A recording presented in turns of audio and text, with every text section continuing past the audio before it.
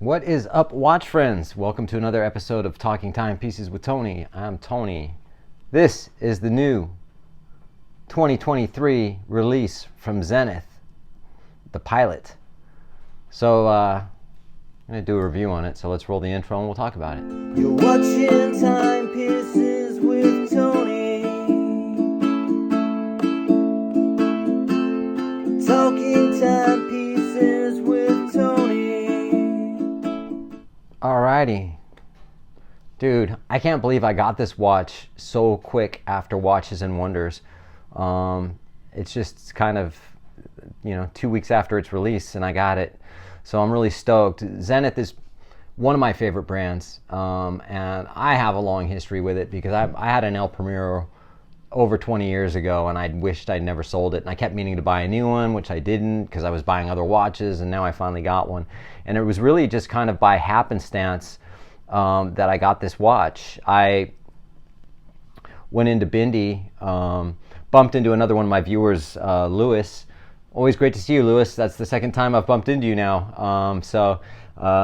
Glad your girlfriend loves her Nomos, and I'm glad you love your Explorer. And yeah, awesome, man.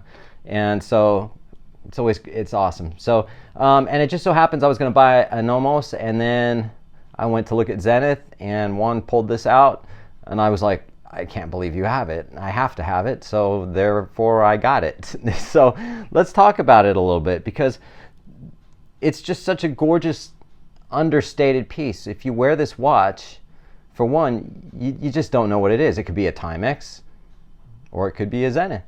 It could be a $100 watch, or it could be a $10,000 watch. You just don't know. And that's what I love about these watches. It's just not a statement piece. It's not bold in your face. You have to know watches to know what you're wearing. When you wear it, if someone looks at your wrist, they're not going to know unless they know, right? So Zenith was founded in 1865 by Georges Fabre-Jacot, and in 1888, he patented the word pilot, and I think this was before flight was ever really properly introduced. And in 1904, there we go. In 1904, he repatented the word pilot, and therefore Zenith are the only watch company allowed to use the word pilot on their watch. So that's pretty cool. It's a story I didn't know. I didn't know this until a couple weeks ago. So let's just get into the watch. It's a 40 millimeter case. It's brushed and polished. You've got beveling there that's polished. Sides are brushed. The sides of the bezel are polished, and the top is brushed. You have a domed sapphire crystal, 12.9 millimeters in thickness. And lug to lug is 49.6 millimeters. Crown is oversized. It's not a screw down crown, but it's like butter when you wind it. 100 meters water resistance. Did I say that?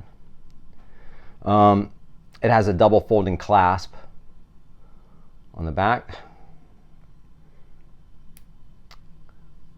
and the signed buckle is beautiful in itself. It's beveled and polished as well as brushed with the star logo. Push, bam, and then manually unclick it. The El Primero movement in this one is the 3620 manufacturer. And El Primero movements are known to be the best movements in the watch industry. Tell me something else.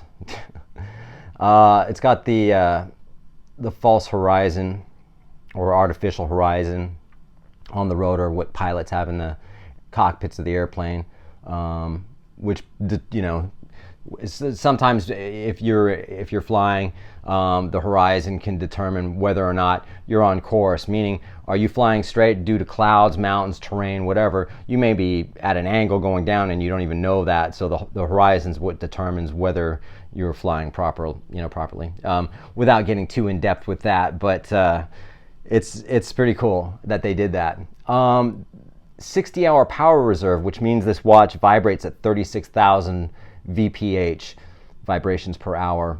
So the second hand is so smooth. Just see that? It's just so smooth. Is it upside down? Yeah, it is. Yeah. But it's beautiful. Hand-applied Arabic numerals, and the dial has the horizontal lines, which are indicative of old aircraft that had the sort of the way that they were built back in those days. So it's meant to sort of replicate part of the fuselage of an airplane. This watch not only looks really good, it keeps amazing time, super comfortable. The strap is, what's it called? It's called Cordura. It's a Cordura effect, which is like a nylon, but it's actually rubber. So the strap is rubber. And it's easy to deploy. You just press the button and well, I don't know. I haven't done it yet. So I can't say I'm good at it. So I haven't tried it yet. So, but it's a quick change, quick release strap. It also comes with a brown calfskin leather strap. The packaging in the box is amazing and all that. I think I showed you in my previous video. So let's try it on the wrist. And I've been wearing this thing every day since I got it. I'm just so glad I got another Zenith. I was like, man, I kept meaning to pull the trigger and I wouldn't, and I didn't, and I finally, I think I just wanted to get the exact one that I wanted, and that's what this is. Again, it's so understated, it's classy, it's just a beautiful piece. I just love the fact that you can just wear it anywhere and no one's gonna know what it is, So, but you do. So, having said that, did I say it has a 60-hour power reserve? I don't think running out of things to say about it. But, no, overall, it's a beautiful watch. When I was in Bindi, one of the managers came up and who used to be a manager at Patek Philippe. So he worked for Patek. I've heard stories about Patek. I still love Patek, but I've heard stories.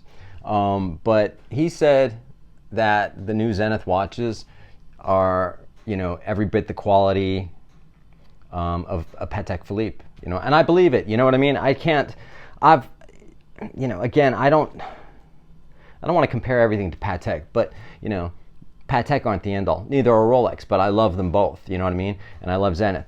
The movement itself is nice. It's a nice looking movement, but it's not decorated. It's just a pretty basic movement. The only thing decorated is the rotor, for the most part. Other than that, it's just pretty basic movement. But I like the fact that it has a transparent case back, sapphires front and back. It's awesome. So, having said that, I appreciate everyone who watches, likes, subscribes, and all that stuff. Having a beer, and thanks for watching, you guys. We'll see you on the next one. All right.